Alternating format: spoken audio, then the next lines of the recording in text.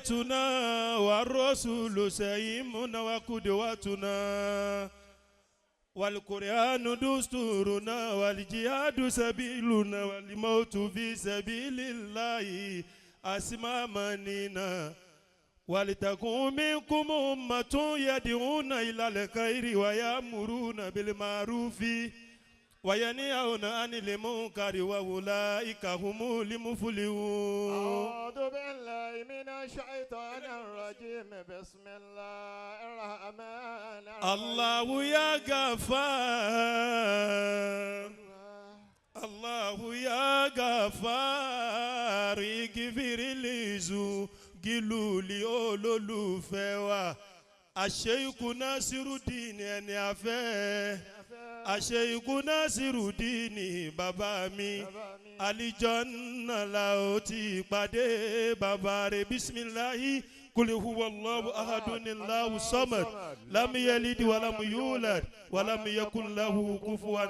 ọjọ́ lọ ìlàsìkò mo kí bàbá wa àgbà bàbá ń Bariga Aleika Ridoh ìyá Murtadoh Aleika Ridoh ìyá Murtadoh mọ̀dádàrí ẹ̀jìrì lífàtà Murtadoh. mo ń kí bàbá ń Bariga bẹ́ẹ̀ ni mo ń kí bàbá wa Ainu Ridoh fi mí nìkanlẹ̀. mo kí àwọn bíi 4 sí 5 lára bàbá mi Ainu Ridoh. mo kí bàbá wa gbóníyangí marhaban bikum. bàbá wa gba àwọn náà ni wọ́n pè wá al-mudiful akbar huwa Mawlana Sheikh Ainu Ridoh.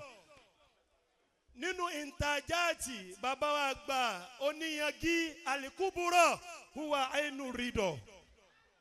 bẹ́ẹ̀ bá ń bẹ̀rẹ̀ pé àṣeyọrí bàbá wa gba oníyangí dà bàbá wa gba Alhaji àgbà dà bẹ́ẹ̀ bá ti rí bàbá wa gba Ainu Ridoh kàfáàná. níjọ́ tí wọ́n wá sí dárù dáwà tó wá ṣe wá sí èmi ń wò yí pé bíi tìta lè mí rò ó àmọ́ ńgbà tí bàbá Ainu Ridoh tẹnu bọ ọ̀rọ̀ oníkálukú wa lanu kalẹ̀. mo wá kí àwọn 4 lára bàbá wa Ainu Ridoh. àkọ́kọ́ ẹni tá a kọ́ kí ni ìyá tó bí yín. ẹ mọ́ bínú pé àgbàlagbà ọjọ́ lọ ni ìyá tó bí yín. bí ìyá tó bí yín bá rìn bí ò ṣe dáa lọ́dọ̀ bàbá tó bí yín èmi ò ní rí báyìí. ó di mélòó? ó dé ní. ẹlẹ́ẹ̀kejì ẹni tí mo kí lára bàbá mi Ainu Ridoh bàbá yín ló wá parí iṣẹ́. nítorí bàbá àtọ̀ mímọ́ ibi tátọ̀ yẹn ti ń bọ̀ gbogbo àwọn máa fà wọn ò ṣe fara wé nílùú Kétu yìí tí bàbá Ainu Ridoh ò kéré ń bẹ̀. wọ́n pè wọ́n ní bàbá ń Kétu wọn ò pè wọ́n ní bàbá ń Kétu. níbo ni bàbá Ainu Ridoh ti dé káàkiri àgbáyé? bàbá dé Amẹ́ríkà wọ́n dé Cairo wọ́n dé USA gbogbo ayé pẹ̀lú kí wọn bàbá Alhaji àgbà. mo kí bàbá tó bí yín lára yín. ó di mélòó? ó di méjì. mo wá kí àáfàá yín. èyí ò ní bíbí ń gbà mí ó jẹ́ pé ilé ìkéwòn bí tó lọ ilé ìkéwòn olórí ibu ni. bàbá Ainu Ridoh ẹ̀rí ilé ìkéwòn lọ. gbogbo ẹni tí ó bá jẹ́ èèyàn láyé àfi kó lọ ní lákọ́bù kan táyé ó fi mọ̀ ẹ́ pé ní èèyàn ní lágbájá. ẹ wá dọ́dọ̀ bàbá oníyangí ẹ wá ń polówó oníyangí lọ́tún oníyangí lọ́sì ẹ sì bọ̀nà yẹn jẹ́. bàbá Ainu Ridoh ẹ sì ń ná àwọn àfáà tí wọ́n báyé jẹ́ lórí social media torí wọ́n fẹ́ rówó. bàbá Ainu Ridoh gbogbo ń tẹ́ ẹ fẹ́ lọ́lọ́wọ́n bá ṣe ẹ tún wá jẹ́ tọrẹtọrẹ. ẹnìkan sanjọ́ wọn òun fẹ́ gbalé ó wá ní fóònù nọ́mbà bàbá Ainu Ridoh àṣírí kọ̀rọ̀ ni mò ń túta yìí. ẹni wá sọ yìí pé bàbá Ainu Ridoh ó sì fóun lówó ilé náà mélòó mélòó la fẹ́ kà àfáà níyẹn tó wá láwọ́ ó tún wá ní àfáà rẹ̀. ẹlẹ́ẹ̀kẹrin ó tún wá níyàwó rẹ̀. Ainu Ridoh gbogbo oríire tíyàn bá ń bá bọ̀ tíyàn bá ti lè pàdé ìyàwó bú oríire yẹn ò wúlò mọ́. bàbá mi àgbà ló sódì mo fẹ́ rántí bàbá ojúùs gbogbo oríire tó bá ń bá bọ̀ tó bá ti kàgbákò ìyàwó bú ojú kan lọ wà. bàbá lájọ lọ sí umura ní 2022 kò ní bàjẹ́. bàbá Ainu Ridoh ayé wa ń ròyìn yín. bàbá ń sọ́njọ́ kan wọ́n ní tó bá ń dárúkọ nínú àwọn àfa àgbà láyé lẹ́ni èmi náà yọkú ònu wọn bẹ́ẹ̀ dẹ̀ ni bó ti rí nìyẹn. ó fi àbòsí sí ó yí àbòsí kú ò. Ainu Ridoh nínú àwọn àfa àgbà láyé lọ́wọ́ ọ̀dọ́ wa tún ni wọ́n ọ̀dọ́ ṣáàbù nasáàfin ibadatillah. Ẹjọ́ ọ̀rọ̀ kan lọ lórí social media ọ̀rọ̀ yẹn bà mí nínú jẹ́ púpọ̀. Gbogbo àwọn tó bá jẹ́ olówó ìsìlámù tí wọ́n rán ìsìlámù lọ́wọ́ ẹ má jà mọ́ tánìsì yìí méjì wọn. Torí gbogbo àwọn tó lówó náà wọn ò fẹ́ wá sáàrin wa. Ẹ̀rù ń bà wọ́n pé ní táwọn bá wá sáàrin wa ṣé ẹ̀ ní fi ibi sún àwọn. Kẹ́nìkan sọ pé òun fúnlẹ̀ kí ó kàn ní 20 million. Gbogbo ọmọ tó bá fẹ́ graduate ń bẹ̀ òun sponsor wọn. Nítorí self interest ti yín ẹ wá ní ẹ bàbá olówó ọ̀fà. Ayé ti bàjẹ́ kì í ṣe ní.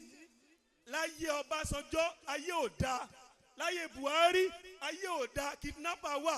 Láyé Babangida kidnapper wà. Sáwọn yẹn náà ni wọ́n sponsor kidnapper yẹn ni. Ṣùgbọ́n ní kálukú náà ń ṣiṣẹ́ owó tí wọ́n san fún. Bàbá Ainu Ridho kò ní bàjẹ́ fún yín. Gbogbo ohun tó lè fakú òjijì ìyẹn lọ́mọdé. Gbogbo ohun tó lè fẹ́ kú àsúnrìn ìyẹn láwùjọ. Àti kú àtẹkùn alásùnrìn ọba Olúwa. Wọlá òbí yìí méjèèjì mọ́mọ́ fi kọ̀yìn o. Gbogbo ohun tó lè fẹ́ kú àsúnrìn ìyẹn láwùjọ. Gbogbo ohun tó lè fẹ́ kú àsúnrìn láwùjọ. Àtòhun tó lè fakú òjijì ìyẹn lọ́mọdé. Àti kú àtẹkùn alásùnrìn ọba Olúwa. Wọlá Nábì Muhammadu mọ́mọ́ fi kọ̀yìn. Sọ yí pé mọ́mọ́ pa o mọ́mọ́ pa bàbá Búlálà bàbá Ainu Ridho mọ́mọ́ pa o. Tòró rẹ̀ ti pọ̀ tẹ́fẹ́ bá wa ṣe. Ẹ sì bá mi wí dáadáa ẹ̀yọ́ mi náà síbẹ̀ ni. Ẹnà ọ̀rẹ́ sì pọ̀ tẹ́fẹ́. Bàbá Jus bàbá ọmọ Kírun ẹ̀yìn bàbá oníyanjú mọ́mọ́ pa o. Tòró rẹ̀ sì pọ̀ tẹ́fẹ́ bá wa ṣe. Mama pa o tòró rẹ̀ sí pọ̀ akulikole haza astaghfirullah alazim. Assalamu alaikum wa rahmatullahi wa barakatuh. Wa alaikum salam wa rahmatullahi wa barakatuh. Kò ní dá kí wọ́n sálámà sí yàn kí wọ́n dáhùn sálámà torí ànábì. Ẹni tó ń mójútó máìkì àtẹni tó ń mójútó fáànù yìí dákun má jẹ́ ó kú. Kí fáànù yẹn má kú má forú mú àwọn àgbàlagbà. Ọba wa Thaqafi. أدام الله حياته وأنجز له ما وعد